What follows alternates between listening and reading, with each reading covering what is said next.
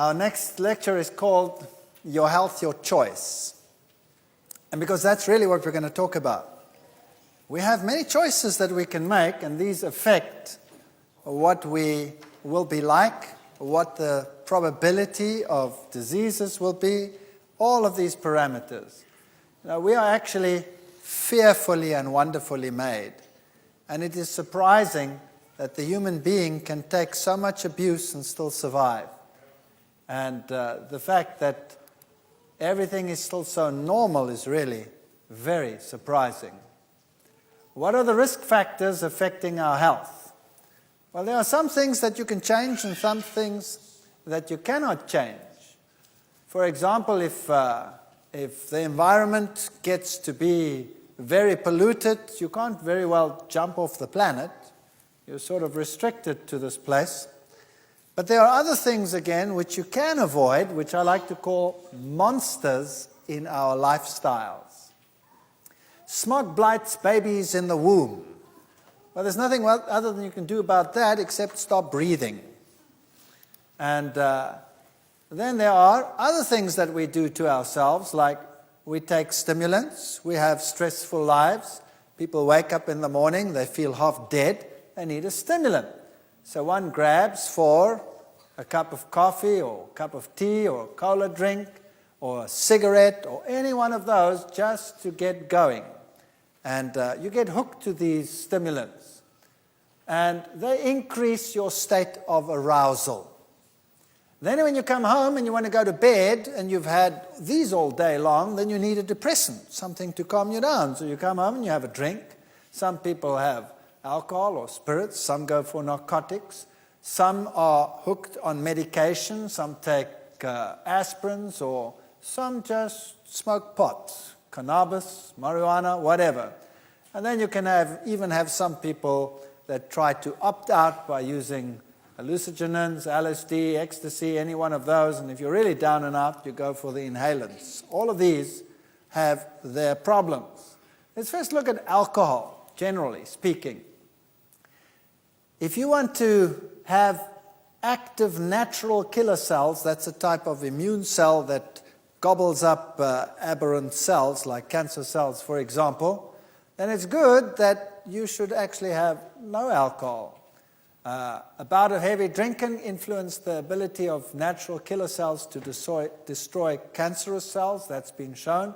And very small amounts of alcohol can also prevent these cells from actually changing or undergoing attacks or taking part in your immune capacity. So even small amounts of alcohol reduce your immunocapacity. Cirrhosis is not something that only comes from heavy drinking. Women particularly can be prone to cirrhosis of the liver, even if small quantities are consumed. Here, for example, is a normal liver. Here is a cirrhotic liver. Notice the fat deposition. Children, for example, many can be born with what we call fetal alcohol syndrome. Typical would be a small head circumference, low nasal bridge, eye folds, short little nose, small mid-face, thin upper lip. And not all of these features present at the same time necessarily, but typically that would be fetal alcohol syndrome. You know, it's very strange that women who drink excessively while pregnant have a 30 to 45% chance of having a child affected, but notice that just 2 mixed drinks per day seems to be the level at which damage occurs. So even a small amount of alcohol is detrimental to development. It's detrimental to your immune capacity. Everybody knows that cigarettes are bad for you, and typically cigarette smoke per day and the incidence of cancer is very strongly correlated. Here, for example, if you've never smoked in your life, what's your probability of reaching the right old age, let's say of 85? If you've never smoked in your life, you go up to the red graph, and your probability is around about there, 35%. If you have smoked 25 cigarettes or more a day, the probability of getting there is less than 10%. It's quite a difference. What about getting to 70? probability is actually very good if you've never smoked, 80% if you've never smoked, and the probability is only 40% if you smoke 25. So any reduction in smoking is already an improvement, but no smoking, banning would be the very best. If you look at world cancer rates, you'll see that Scotland, Hong Kong, Iceland, United States, Denmark are the ones way at the top there. And it seems like some of the industrialized countries are not doing too badly. Today there's a slight shift towards the non-industrialized countries. Lung cancer in the United States, males started smoking since the 1950s quite heavily, and then it increased rapidly to the 90s. Women lagged behind in this social adventure and only started smoking in 1965. Probably because women are more intelligent than men. Isn't that right? It must be, right? But it seems as if they are catching up eventually, and today there's actually a shift around. So given time, men get more intelligent. I don't know exactly how that works. Obviously, that's a pretty bad tumor over there. You don't want a lung that looks like that, or this is a typical smoker's lung compared to a smoke-filled lung of a non-smoker. And these are pretty bad. Here's an experiment that was done by a colleague of mine. We, at our university, were quite interested in lifestyle diseases. And this man over here, Professor Moritz, he did a lot of research. He's world-renowned for his nicotine research. And he did some fascinating studies on rats. And here you see metabolic rates, for example. Let's just look at this one. Glucose, burning glucose. Normally, a little rat would have that burning capacity, micromoles per gram per hour burning glucose. But if he gave them nicotine, that capacity doubled. If he withdrew the nicotine, then it went way, way low. Now, that's an interesting point. You see, women, for example, are very attracted to this. When they smoke, they naturally burn more energy, and therefore they tend to stay thinner. When they give up smoking, that capacity drops to less than half, and they tend to get fat. That's why women don't like to give up smoking, because they get fat. Whereas normally that would be your level somewhere between the two. So if you give it up long enough, your metabolism would increase again. So the only thing you can do then is remain active and fit to prevent this from happening. But here's something very interesting that he found. If he took a pregnant rat and he gave the mother nicotine, that's the equivalent of simulating a mother that smokes during pregnancy. And then the pups were born, and he keeps on feeding her with the nicotine, simulating someone smoking, 1 milligram per kilogram body mass, and gives it up to day 21. That means the little ones are still getting the nicotine in the mother's milk. Then this is what happens to the baby's lungs. This one over here is one that receives nicotine, this purple one, and this is one that doesn't. These are the babies. So the babies never actually directly get nicotine, they just get it indirectly from the mother. And you will see that when they are born, the lungs are pretty much the same, but as they develop the lungs, so the alveoli volume gets large compared to one where the mother did not get any nicotine. The alveoli volume actually gets small. Now that's important. So the babies from a mother that smokes, in brackets, would have large air sacs. And the babies from a mother that does not smoke would have small air sacs. Not only that, if we look at the number of alveoli, we have the same thing.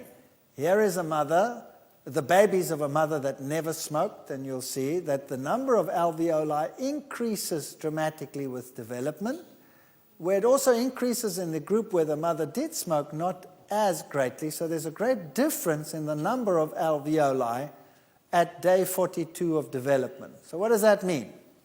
Simply this, that if a mother smokes, her offspring is likely to have large little air sacs in the lung and few.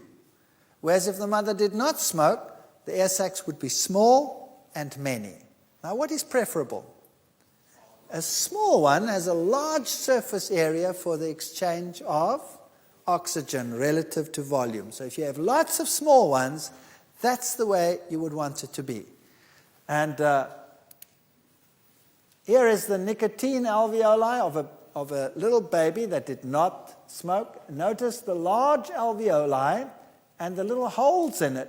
It actually tears and the lung actually bleeds internally. This is the baby that never ever smoked. It just inherited it from the mother. And here's one where the mother did not smoke, and you'll see nice tiny little alveoli. That's just the size measure over there. Smooth, no holes in it, absolutely perfect under the electron microscope. So very nice lung development. And then he did something interesting. He took the whole lung and he put it in an acid and he dissolved all the tissue away until only the elastic tissue was left. And here was the lung of a control rat. In other words, once all the tissue had dissolved, that's what left. That's the elastic tissue. It looks like a sponge. If you took the same age one from a mother that had, in inverted commas, smoked, that's what it looked like. Wow.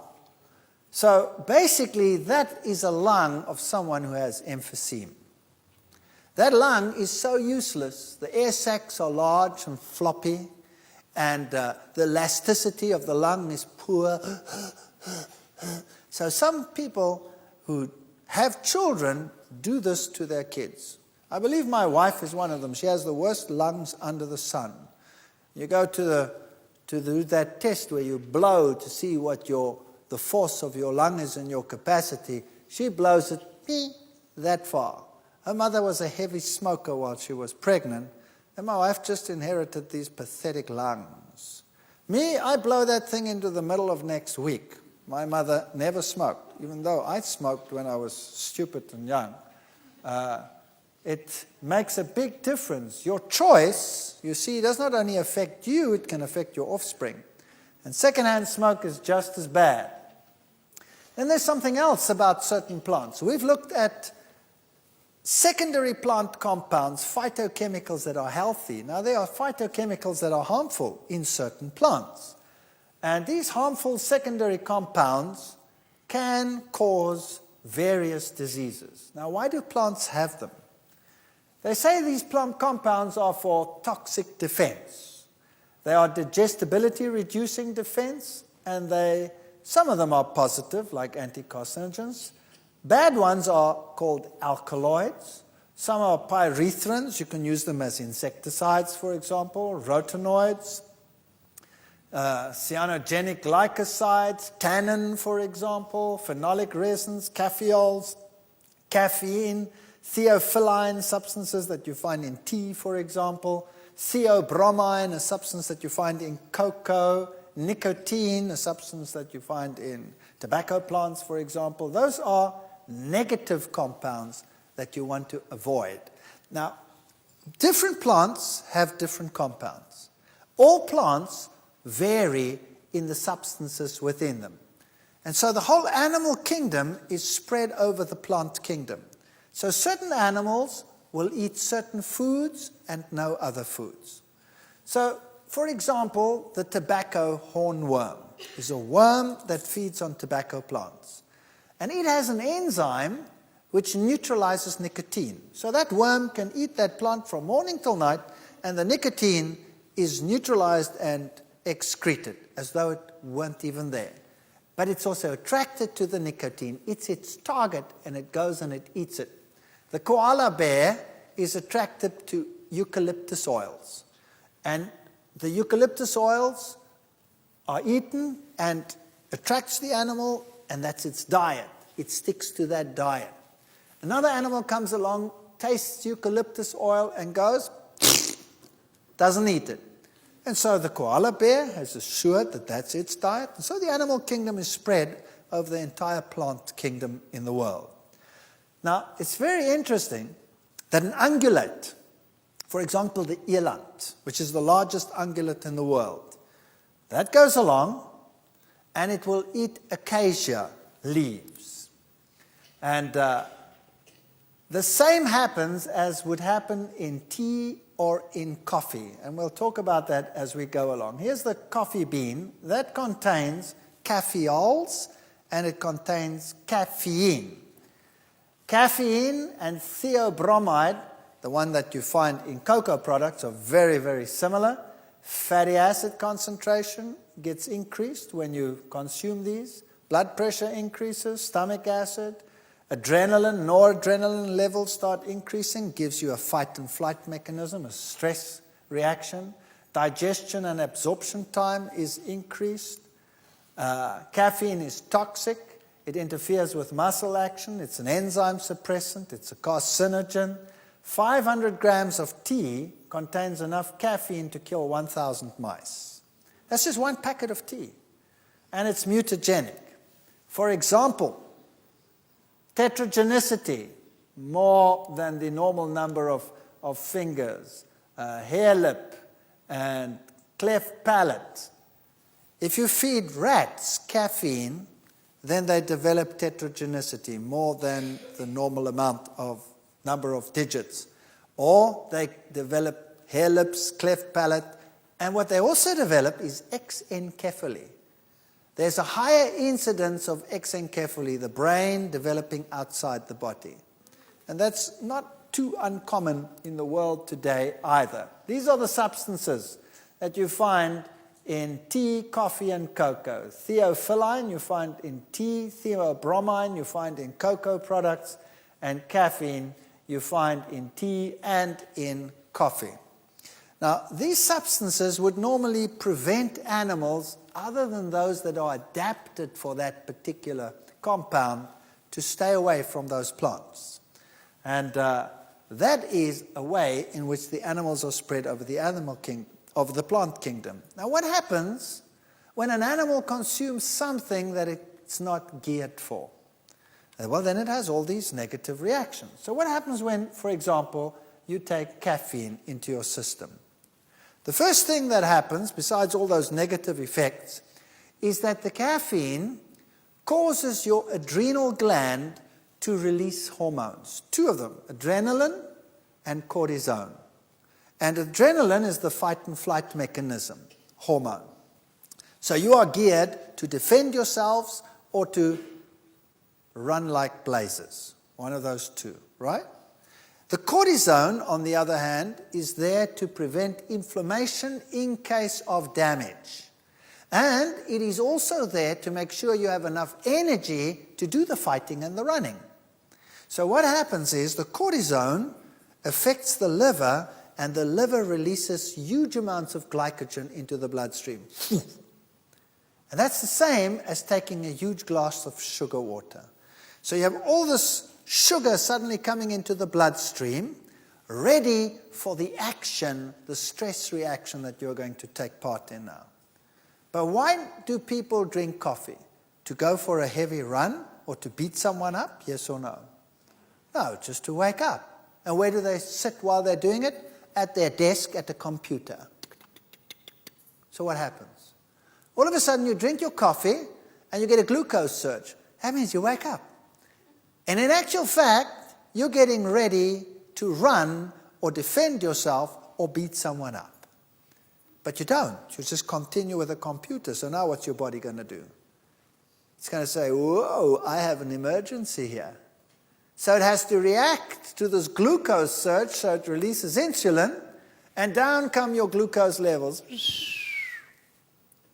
And then all of a sudden you're hypoglycemic, like we discussed just now. That means you're feeling lethargic, tired, stressed. What's the solution to the problem? I need another cup of coffee. So you get another cup of coffee, and you go through the same process over and over and over again. And instead of doing what you're telling your body is happening to you, you are shunting all of this into a totally different direction. It's the worst thing you could do with your body. Tea. Now here's a typical tea plantation. Look how nice and square it is. And there is my example of this nice animal, the eland. Now, the animal that you see on the screen there does not eat tea. It eats acacia leaves. Now, the eland is attracted to acacia leaves, and the acacia leaves have tannin in them. Now, as the animal eats the acacia tree, the tree actually protects itself against overgrazing. So what happens, as the leaves are broken, they release a pheromone, and the pheromone warns the tree and the rest of the trees around something's breaking the leaves. It's a fascinating system. And the trees respond by increasing the levels of tannins in all the leaves. And then at a particular point, the eland will bite and the leaf is astringent. And so it will leave the tree and go somewhere else. It won't eat the tree next door because that one's been warned as well and also is impalatable. So he'll walk about 50 meters and then he'll start grazing again. And then the same happens, and that's why the animals graze and walk and graze and walk and graze and walk. It's a marvelous system. Evolutionists say it developed by evolution. I believe it's design. I believe God put it into the tree to prevent the eland from, what prevents this animal from just stripping the whole tree? What prevents it? Nothing. Here's a mechanism that tells it, enough for you, off you go and eat elsewhere. Now there's something else that's interesting. A tree wants to grow. And so the young leaves and the buds are protected as well by putting higher levels of these noxious compounds in the young leaves. We call it the ephemeral tissue, into the young leaves and buds. And then the animals come and eat, and they eat the older leaves rather than the young ones, because the young ones are impalatable to them. And that way, the tree can actually grow even though it is being grazed upon. That makes sense, doesn't it? Imagine if animals came along and only ate the young growth. The tree would never be able to grow. No plant would grow. That would be the end of it. So nature is designed so that there is no overgrazing and that plants can grow even though they are a food source for animals. It's actually a magnificent system. So now, what have we established? When these levels are high, they are deterrents to animal. They cause digestive problems. They cause repression of enzymes and functions such as that. So now let's see what happens when you go to gather tea. Notice that these plantations are square on top and on the sides. They are square. How did that happen? See, what they do is they go and they have found out that it's not good to cut the leaves. The best is to take a long stick and to walk and to trim them. So they go, and they cut them this way. They trim them down to these nice square. That's how they prune them. What does that simulate? So you're breaking the leaves like that. What does that simulate? Yes, that's right. It simulates an animal eating the plants. What would be the natural reaction to the plants after this? To raise the level of compounds that act as deterrents. And when the young leaves then come out after that process, they will have higher levels of deterrence than in a plant that had not been treated in this way. Does that make sense? And then the pickers go out, and for the very best of teas, what do they collect? The two top leaves and a bud. Those have the highest levels of these noxious compounds in them that any self-respecting animal would avoid, but not man. Man picks them, and then what does he do with them? Well, he dries the leaf, and that he calls green tea. But that's not good enough for most people, so what they do is they take all these leaves. By the way, how does he dry them? By cutting down the forest, making huge amounts of smoke, and drying it that way. Then he takes this tea and he puts it into fermentation vats, and he adds bacteria, and then he ferments them. Now, bacteria have to live. What do they live on? They live on everything that is edible in that leaf. And they ferment it away until it's all gone, and what remains in that leaf? Only that which is non-usable. So now, when you take that and you dry it again, what do you have then?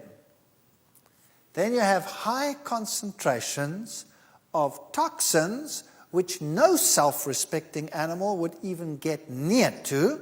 It would be astringent, and it would be bitter, and it would be a taste and a metabolic deterrent. And what do we do with it? We make a solution, and we pour it into a cup, and then we say, drink it. Now do a baby test and give a cup of black tea to a little baby and watch its face. It'll take a sip and it'll go, how? And spit it out, right? What do? Obviously the thing is impalatable. It's as bitter as gall. It's full of toxins. We have to make it palatable. So what do we add? Sugar, because it's bitter. Now we add the sugar to take away the bitter. We are the stupidest animal on the planet, no doubt. You add the sugar, and then it's still astringent. So what do you add to prevent that, to make it smoother? You add cream. And then you can actually get this noxious compound down. And it's still so wickedly bad that you have to make a culture out of it. So you put it in a neat little cup and you raise the finger and you teach everyone that you have to drink it like this. And then you must say, afterwards. And when you've learned that, you've become a tea drinker, right? And there is no animal as moronic on the face of the earth. No other animal would do that except man. So tea and coffee is bad, bad news. So I have good news for you. There are many, many plants out there that have very good phytochemicals in them, and herb teas are not made from 2 leaves and a bud. How do they make herb teas? They take the whole plant and they use the whole plant for herb teas. So that is the best way to go about it. And then I have another piece of good news for you. There are some herb teas on the market which taste just as bad as black tea. So you don't even have to give up anything.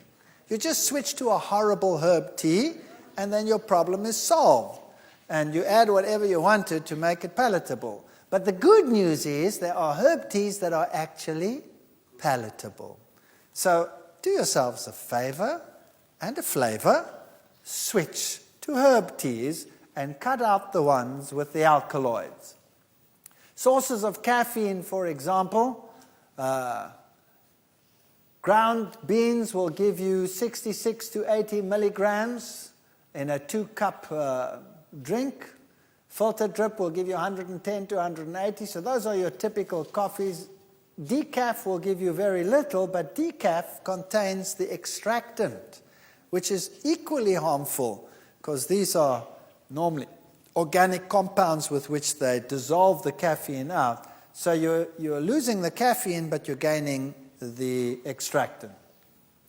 Teas, as you see, are also quite rich in caffeines, and then your cola drinks also have caffeine. So Coke has a double whammy. 12 teaspoons of sugar, plus it has caffeine. It gives you a double whammy. So Coke actually should never be consumed by any human being. In fact, that company, well, what's the name of the product? Coke. Why? Because it's the extract of what? Cocaine plants. And these days they have to extract the drug, but it makes it addictive, or it used to in the past probably, and now they just add caffeine to solve that problem, because that'll make it also addictive, because they'll make you constantly hypoglycemic and on you go, and it makes it addictive. Chocolate products are bad, bad news. Look at all the products and the theobromines you get out of those. Cold remedies, weight control things, diuretics, they put these compounds into everything. For example, a simple slab of Cadbury milk chocolate, 1 ounce, will contain 44 milligrams of theobromine. Chocolate syrup, 2 teaspoons, 89 milligrams. Chocolate flavor, mixed milk, 120 milligrams. We give it to our kids all the time. I don't understand why we do that. These days you can buy soy milks that have got chocolate and cocoa products in them. Well, why don't they make one with carob? Why do they have to make it with caffeine and theobromine products? I wouldn't drink it. I'd just watch people drink it. Now, that's one thing we can avoid. Remember, this lecture is called Your Health, Your Choice. It is your choice whether you want to drink cocoa products, whether you want to drink teas and coffees, when you could drink herb teas, and you could replace your cocoa products with carob products and retrain your palate, and you don't really have to give up anything, you just switch to something better. And there's something else that we do. Fats and cardiovascular diseases. The type of fats we consume are very important in terms of how we live and how we die. For example, amongst men, the big killer is heart disease. And about 27% of men will die eventually of heart disease. In women, the situation is better, or so they might think. Only 18% of women are less likely to die from a heart disease. But here's the problem. Here's a New Scientist article. Surprise, the truth about women's hearts. If a woman gets a heart attack, she is 72% more likely to die from it than a man. 72% more likely to die from it than a man. Why? Well, the reason is that a woman has these estrogen hormones. And estrogen is what's going to cause the problem. When a woman gets a heart attack, then the heart goes into fibrillation, but not only the heart. The big vessels coming out of the heart, the vessels themselves go into fibrillation. And that's what will give them a far greater risk of dying. A man not having those estrogen levels, the heart goes into fibrillation. If they can shock it back into reality, that's so fine. But at least the vessels don't fibrillate. And if your vessels fibrillate, well, then the blood doesn't go through that either. You cut off the oxygen to the brain, and then you die. So a woman is more likely to die from a heart attack than a man. If you take a typical statistics in the States, for example, then you'll see almost a quarter of the population, I mean, that's horrendous, have some form of cardiovascular disease, like high blood pressure, 50 million, coronary heart disease, 12 million, myocardial infarct, 7 million, angina, 6.2 million, stroke, 4.4 million, rheumatic fever and heart disease, 1.8 million. That's the American Heart Association. That's pretty horrendous. And cholesterol levels are very, very high. 98.1 million American adults have high cholesterol levels. Even young kids, 19 years old, have cholesterol levels of 165 milligrams per deciliter. There's only one nation that keeps up with them, and that's Finland. No other nation. And that's the reason why. That's the diet. That's a very high cholesterol-forming diet. Dairy products are very cholesterogenic. Eggs, meat products, those are the ones. Seafoods are relatively high too. And roe, for example, 300. Salmon is pretty high. Shrimp, all of these products, especially down here in your state, very high cholesterol diets that we see over there. Dairy, one of the very high cholesterol foods. We'll deal with that later. Whereas high-fat foods in the plant kingdom, like avocados, coconuts, they are not cholesterogenic. There is a notion that they will cause high cholesterol, but they don't. They don't cause high cholesterol at all, because the protein associated with it is plant protein. It actually lowers cholesterol. And the avocado, the oil in it is a monounsaturated oil, and it lowers your cholesterol level. So no high cholesterol from those products. Here is a typical way in which clotting and plaque formation forms. This is what you want. You want a nice, squeaky clean blood vessel without any of these compounds. People today say that cholesterol is not really the problem. In actual fact, they're right. Cholesterol is not the problem per se. It's the way in which the cholesterol is distributed that's the problem.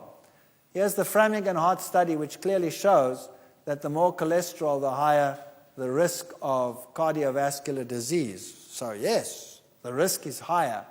But how the cholesterol is distributed plays a very, very important role. If you have cholesterol clogging your arteries, then the arteries' lumen becomes smaller, and then you have a greater risk of a disease. Typical plaque formation.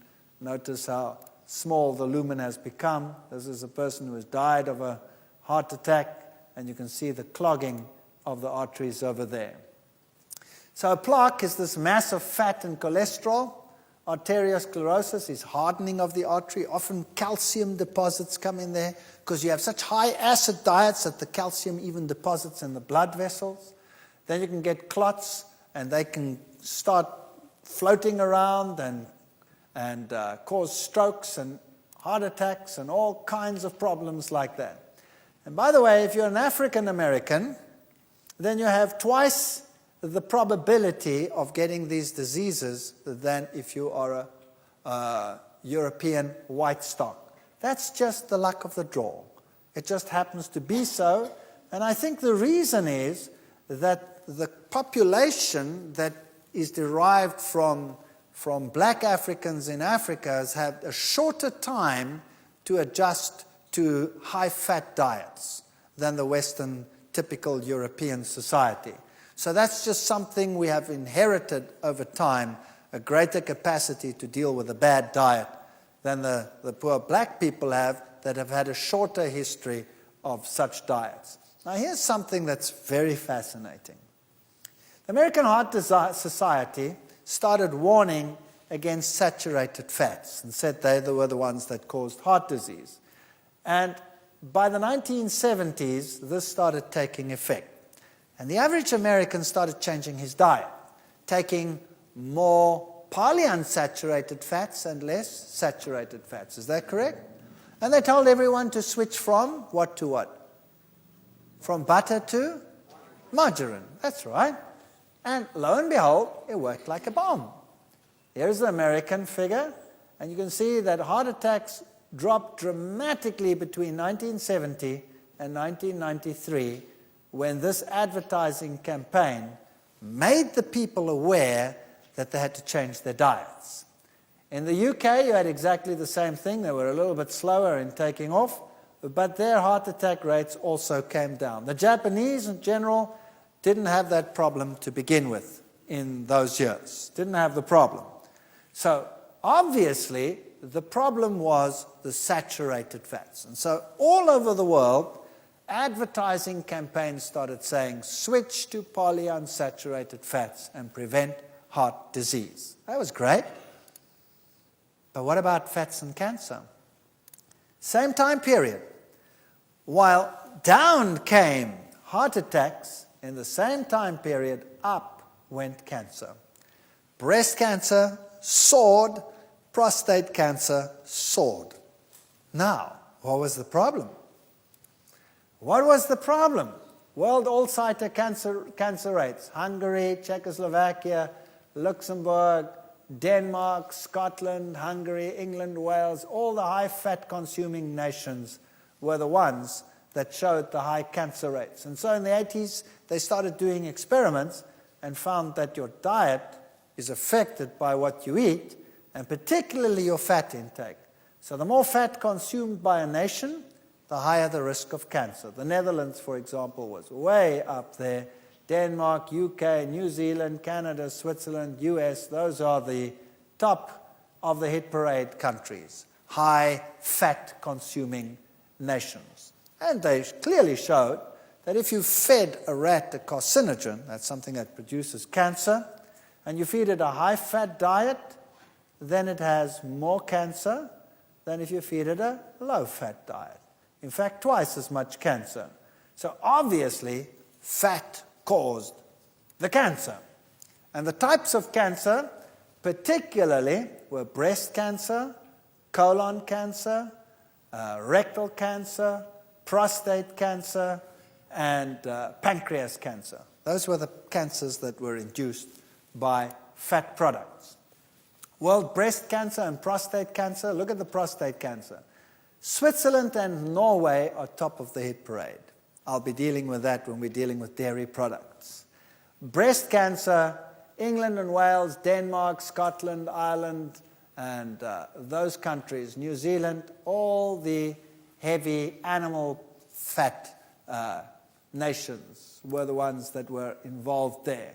Colorectal cancer, the same sort of picture, New Zealand at the top, Hungary, Denmark, those are the top cancer countries in the world. So what you eat affects your health. Now in the next session, we will be looking at what it means to change the fat in your diet.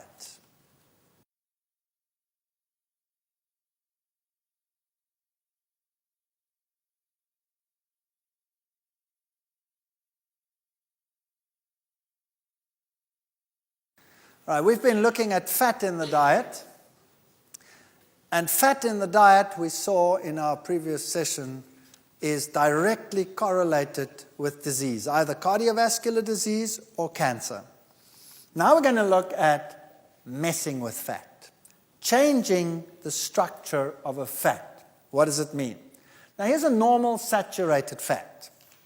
Notice that there are no unsaturated bonds over there. Here's an unsaturated fat. There's a double bond there, a double bond, and a double bond.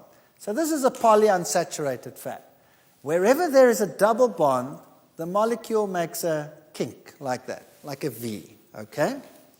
And so the molecule, because it has these kinks, is an open molecule. It's sort of open. And that means oxygen can get in very readily. So this fat over here tends to oxidize quite readily. And when it oxidizes, it forms free radicals. So when you extract a fat, it starts oxidizing. And the more unsaturated it is, the more it forms free radicals. For example, the polyunsaturated fat is unstable, and it causes free radicals over time. So you need a balance between polyunsaturates and antioxidants. And the natural antioxidants that you find in plants are vitamin A, vitamin C, vitamin E. And that vitamin E is built right into the seed where the oils are. So in a seed, the oil, in a sunflower seed, the oil is present, packed with antioxidants, and that oil remains stable. As soon as you extract that oil, then you expose it to air, and you have to increase the amount of vitamin E dramatically 200 times before it will stop oxidizing. And that doesn't happen. So they extract the oil, and then it forms these free radicals. And it forms all these compounds, peroxides, aldehydes, ketones, all these bad fellows. Now, when they extract the oil, to get enough oil out of the seed, they heat it as well. So, for example, when you heat a saturated and a polyunsaturated fat, and you heat it to 170 degrees for 2 hours, then it causes liver ailments when you feed it to an animal. That's centigrade. That's what, about double it for Fahrenheit. All fats heated to 180, that's about 360 degrees Fahrenheit, for 2 hours or more will produce serious liver ailments. And a triunsaturated fat will undergo oxidation 10,000 times faster than a monounsaturated fatty acid. So now here's the problem. When you extract that oil out of the seed under heat, normally they heat it to up to 200 degrees centigrade. That's 400 Fahrenheit. And they do that for 2 hours. So by the time you buy it, that oil would already cause serious liver ailments to a rat. Now, what do you do with the oil when you buy it? you cook with it. So you heat it. To what heat do you heat it? Very high. If you have a plate on your stove that's red, that means it's 600 degrees because you can actually see the light. You're putting your pan on there and you're heating that and you're cooking whatever you're cooking in there. You are just creating free radicals like crazy. Now, what about the corner fast food store? That has huge vats with boiling oil, and they put the French fries in there and they do their thing. How long does that oil stay heated? Wow, you are actually buying carcinogens. Could I have a packet of carcinogens, please? Large or small, sir? Well, is there a difference in the price? Yes, the more carcinogen you buy, sir, the more expensive it gets. Oh, good. Can I have some, please? Isn't that what we do? All right. So this is bad, bad news. Notice that a triunsaturated fat oxidizes 10,000 times faster than a monounsaturated fat. Now, we know that the saturated fat is not really good. And in fact, animal saturated fat is the very worst of all. You know why? Because it has no antioxidants. Zero. None. So when you take an animal fat and you fry in that, it oxidizes quickly because there are no antioxidants in it. If you take a plant fat, it at least has antioxidants in it. Now, which fat would therefore be the very best fat to take? A tri, or a mono, or a saturated? Which one? Notice the mono will undergo oxidation 10,000 times slower than a tri. So which is the best fat to take if you're going to use an extracted fat? Mono. No doubt. Mono will be the best one to use. How would you like to have it extracted? Heat extracted or cold pressed? Cold pressed. See, it's all very logical. And you can choose. You can go to the store and you can choose carcinogen or polyunsaturated or monounsaturated heat extracted or monounsaturated cold pressed. It's your choice. Of course, it affects your pocket, but it also affects your health. Which one would you buy? Monounsaturated cold pressed. Which one do you think is the best one on the market? Olive oil. Why? Olive oil has stood the test of time. Canola oil is also a monounsaturated fat largely, but it's rapeseed and it has other components in it which might not be so hot, and it is a far stickier oil, generally speaking. So the one that one, if one is going to use it, would be mono olive oil. And you can see that that is a saturated, polyunsaturated mono. It takes the longest before it starts oxidizing. In fact, it only really starts oxidizing after being heated for about an hour or 2 hours. So if you take a cold press and you drip that over some potatoes and you pop it in and mix it all up and put it into the oven and you bake that at 200 degrees centigrade, that's what, 380, 400 Fahrenheit, and you bake it at that for an hour, you have golden brown chips and you have far fewer carcinogens than if you used sunflower seed oil.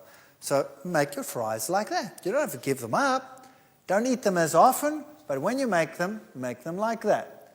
Here's a typical polyunsaturated ones, linoleic and linolenic acid. Now, these are essential fatty acids. That means it is essential that we get them in the diet. We need them. We cannot live without them.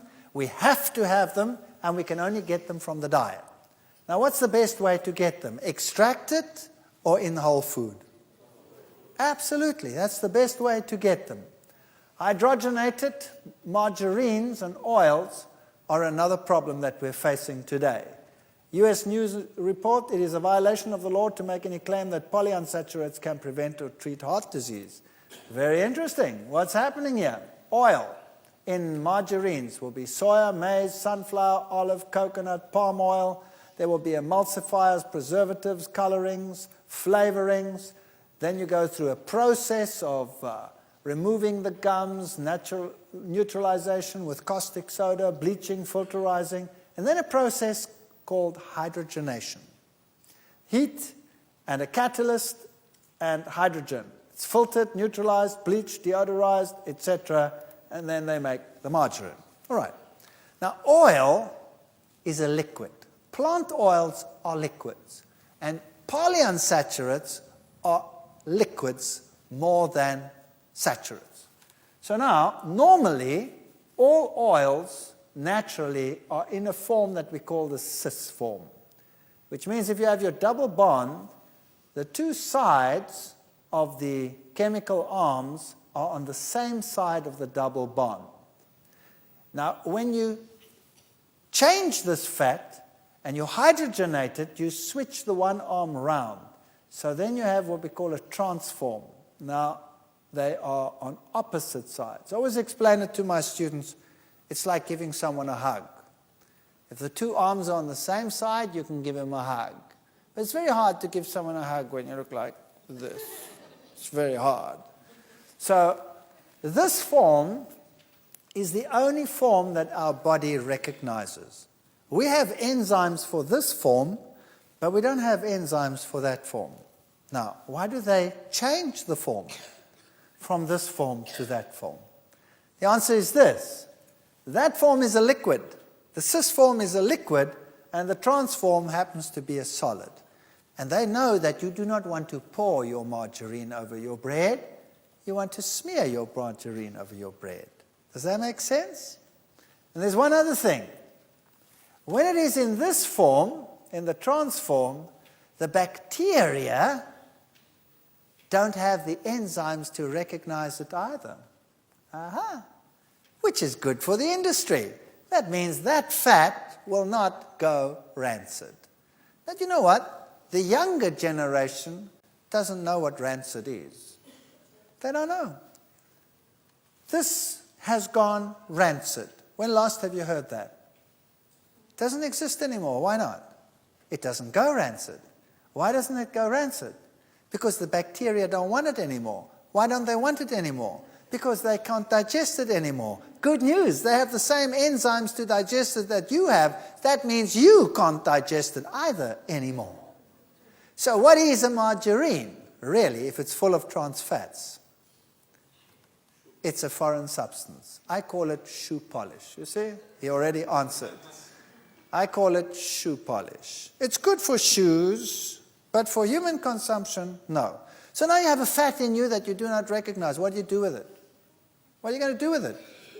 You're going to store it where you won't ever use it. Don't you store the things you don't use in the upper cupboards? Right? So you will store it under the skin, as far away from the heat source in the body as possible. And then it starts getting into the connective tissue and it makes bumps.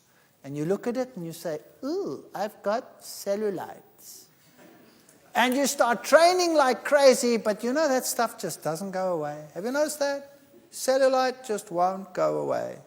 The only way to get rid of it is to stop eating this plastic, which is trans fat, and exercise, and eventually it'll go out through the skin because your skin is oily, the cells burst, and the fat gets released that way, and that solves your problem.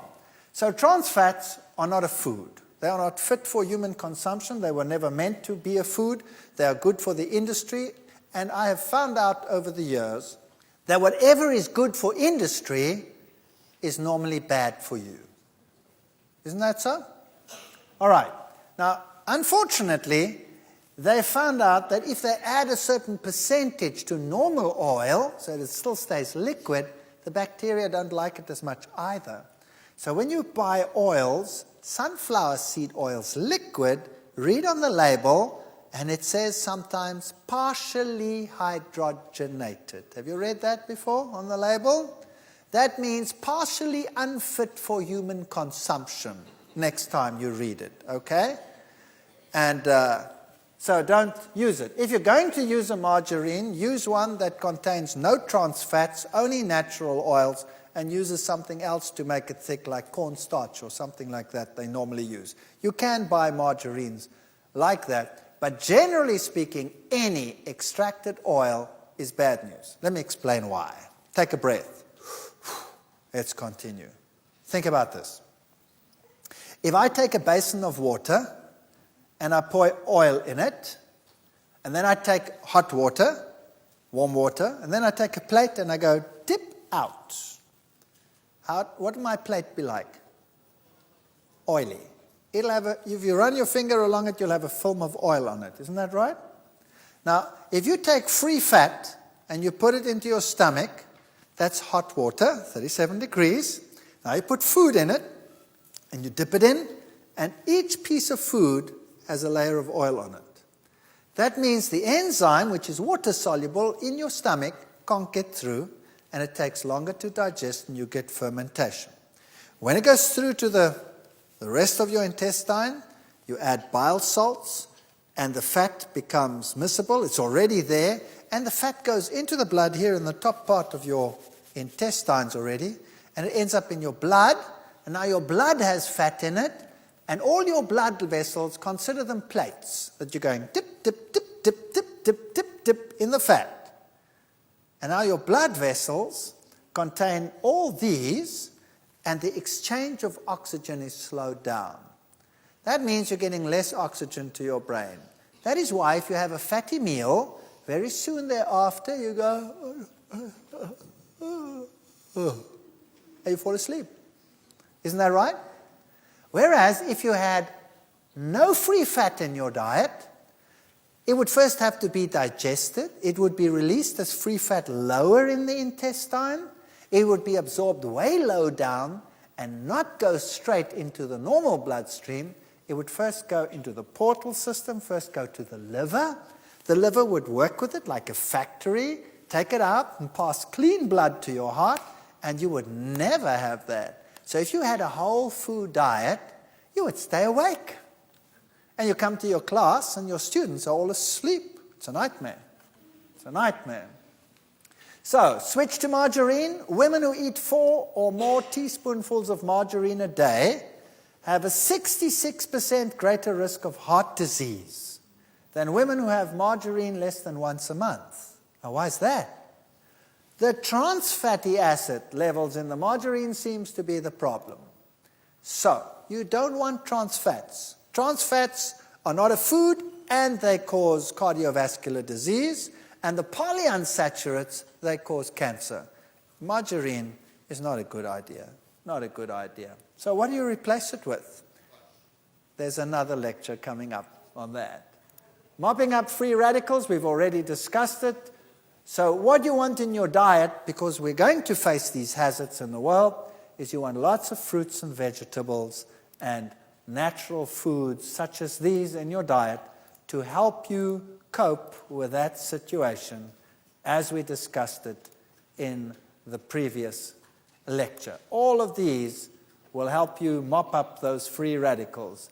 And it's very important that you don't just look at them, you actually eat them. Now I want to speak about one real hazard in the world today. I just want to make it quite brief. And that is additives. Here you have another choice. So we've seen your health, your choice. You can choose the oil that you want to buy. You don't have to give it up. You just choose the one that's going to be best for you. You can eat it in the whole form, or you could eat it in the extracted form. There are many, many things that you can do. But you can also look at what they put in the food, the additives. Today, there are about 8,000 additives listed by the World Health Organization. The number is increasing dramatically. Anything from anti-caking agents, anti-foaming agents, dyes, bleachers, bulking agents, emulsifiers, stabilizers, firming agents, flavorants, gelling agents, preservatives. The list is just endless. And there are many food intolerances that people have. You have non-immunological toxic effects, and then you have immediate ones, delayed ones, psychological effects, physiological effects. 10 to 20% of the population is asthmatic. Much of this can be alleviated just by getting rid of the additives, like Sulfate oxidase deficiency leads to asthma. Dairy products is another one we'll be dealing with later.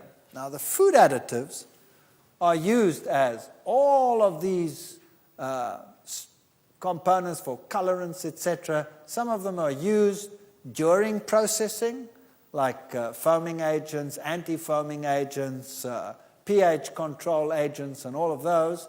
And some are used in the final product, like your antioxidants, your colors, your pH control agents, your texturizers to keep things crispy, etc.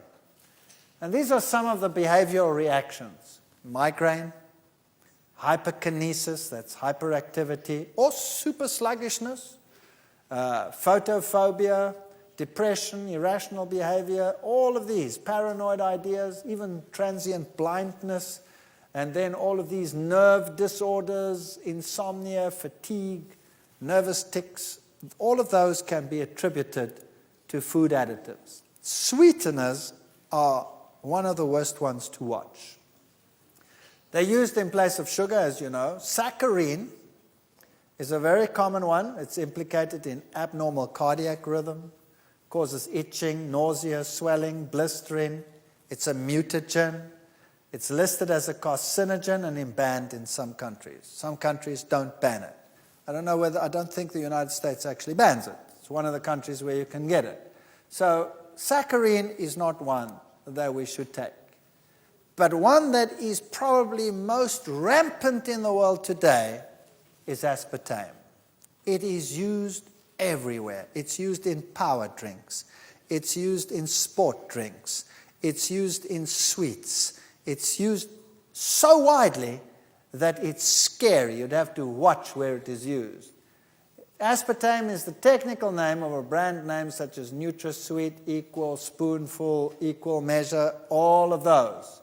And it accounts for about 75% of adverse reactions in the United States, for example. There are some 90 symptoms associated with it: headaches, migraine, dizziness, seizures, nausea, numbness, muscle spasm, weight gain, rashes, depression, fatigue, irritability, tachycardia, fast heart rhythm, insomnia, lack of sleep, vision problems, hearing loss, heart palpitation, breathing difficulties, anxiety attacks, slurred speech, loss of taste, tinnitus, vertigo, memory loss, joint pain. I mean, the list is just endless. That's definitely one to avoid. Now, what does it do?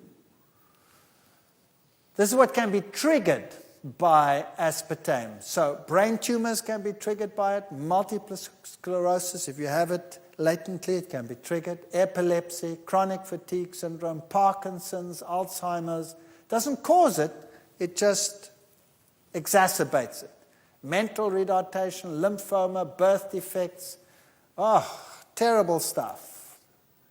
Now, what is it made of? 3 chemicals: aspartic acid, phenylalanine, and methanol. 2 of them are amino acids. So there's 2 amino acids. So people will tell you aspartame is a natural product. It's made of amino acids. In fact, free amino acids are sweet. And so most amino acids will act as sweeteners.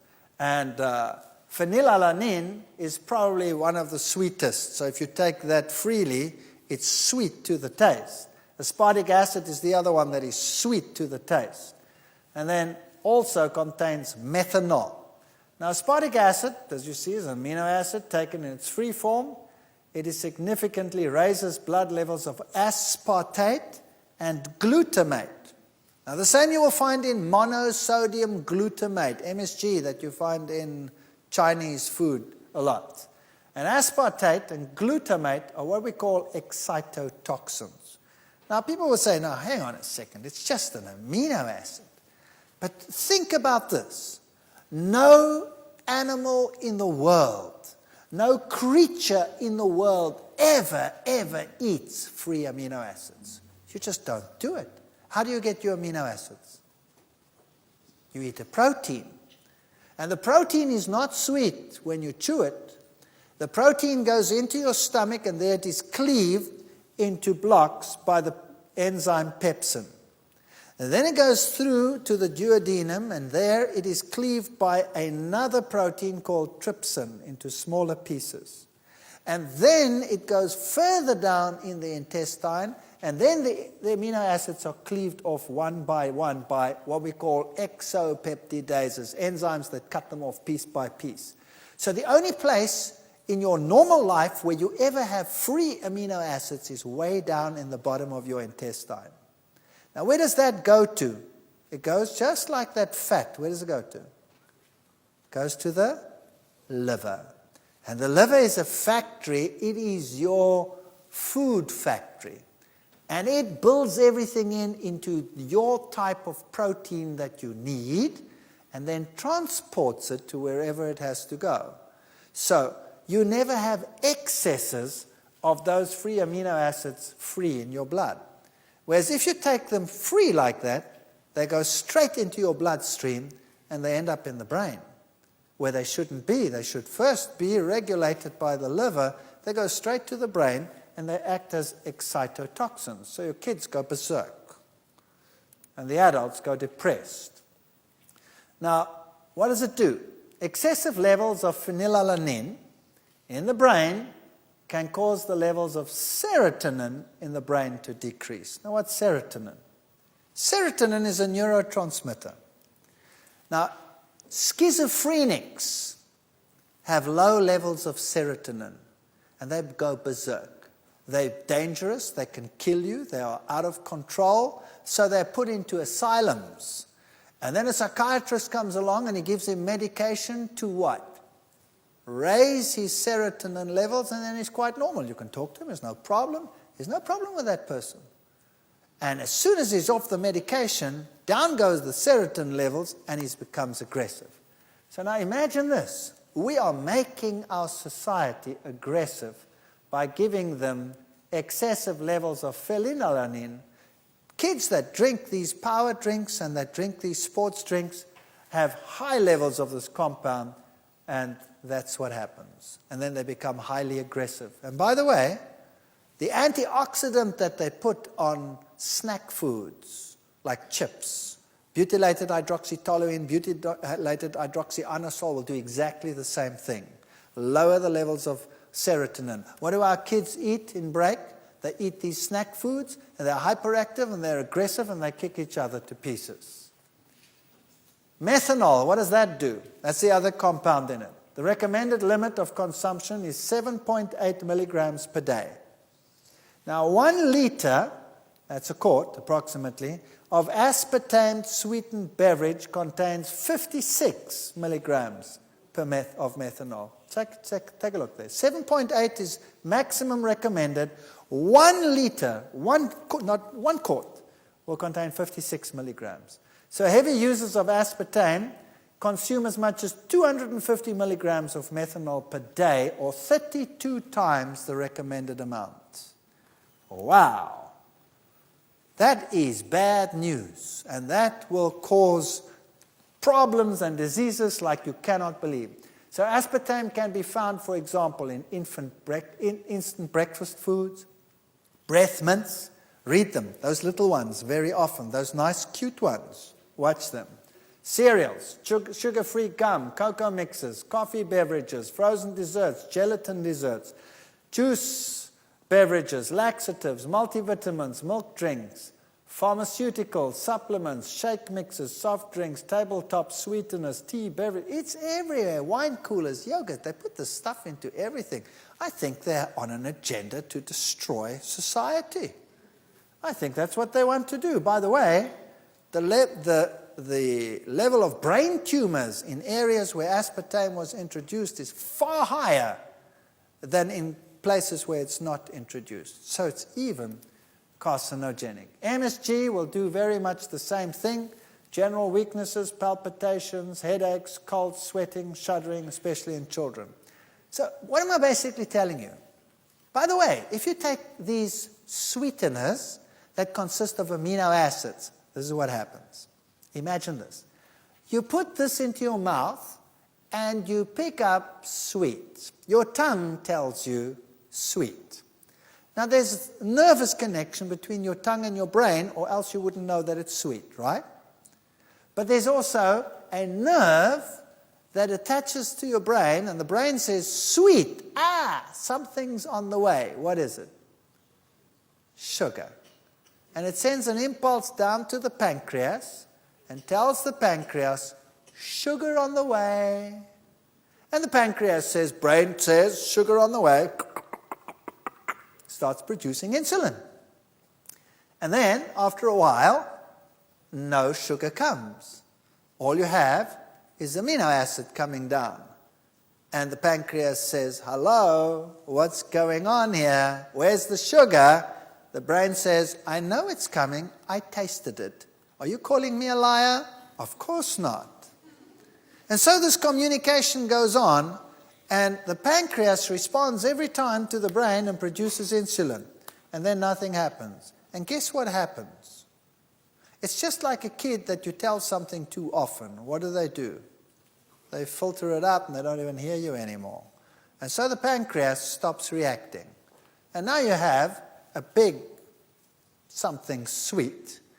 And the brain says, sugar on the way. And the pancreas says,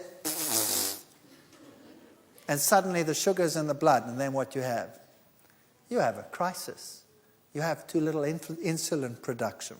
So sweeteners, bad news. If you want to make something sweet, then use dates, for example, or natural products like that. So headaches, sweating, seizures, shuddering fits, all of these. The antioxidants we've already spoken about, butylated hydroxytoluene, butylated hydroxyanisole, those are the ones that they put onto all the snack foods. They also lower the serotonin levels by as much as 40%. That's like a schizophrenic. You're turning your kids into schizophrenics. Colorants cause hyperactivity, aggressiveness, allergic reactions, anaphylactic shock. Tartrazine is particularly bad. Preservatives, the sulfites that they use, they cause asthma attacks, for example. It's also a mutagen. So if you buy something that has been sulfur treated, then what you do is you soak it. Say dried fruit. Just soak it, throw the water off, and then you don't have that product on there anymore. Sodium benzoate is a very common preservative in most dairy products. All margarines have it just about.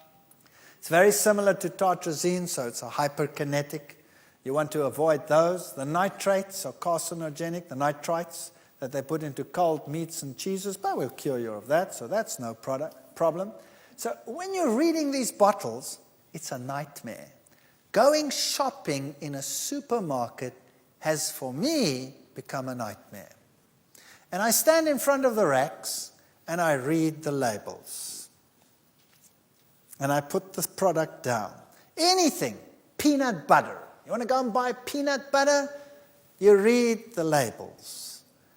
And I call the supermarket manager. My wife freaks. She runs away. And I say, excuse me, sir, I'm looking for peanut butter and I can't seem to find it. And he says, but sir, there it is, right in front of you. I said, no, sir, not toxic waste, peanut butter. Let me show you. And then I give him the list of the ingredients and I tell him what each of them does. And I say, don't you have peanut butter?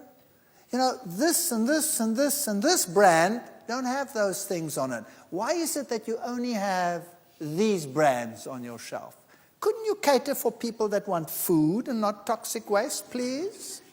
And if enough people do that, eventually you have food on the shelves. So pressure. And learn to read the labels. And start switching to these types of foods. And I know there are problems there too, with sprays and all of that, but we'll be dealing with that as we go along. But this is health food that prevents most of those problems. So basically, your health, your choice. Start reading your labels. Don't pick the brands that have the products. Choose the ones that don't. For example, simple thing. If you want to buy ketchup, the one contains vinegar, as an agent to make it sour. The other one contains citric acid. And we have both brands in my country, the one with citric acid and the one with vinegar. Now, vinegar is an end product of fermentation. In fact, bacteria will go no further in the fermentation than vinegar. There it stops. That means we don't handle vinegar very well. We don't have an enzyme that breaks vinegar down in the digestive tract already. So it goes into the bloodstream and is an acidifier. Citric acid is what you find in nature. You don't find vinegar naturally, except if something has fermented. So the natural sour in citrus, for example, is citric acid. Lemon juice is highly sour, but it is a compound that you break down readily. So if you can choose the one that has citric acid and not the one that has vinegar in it, acetic acid. And if they don't have one, phone the company and say, excuse me, why do you put this and that in your product when this and this and this is better? And if you do that long enough, eventually there'll be a brand that has citric acid. And look for it. Choose the better ones and make sure that they're on the shelves, and start putting pressure on the people out there to say that the consumer is more important than the supplier. And your health, your choice. Thank you.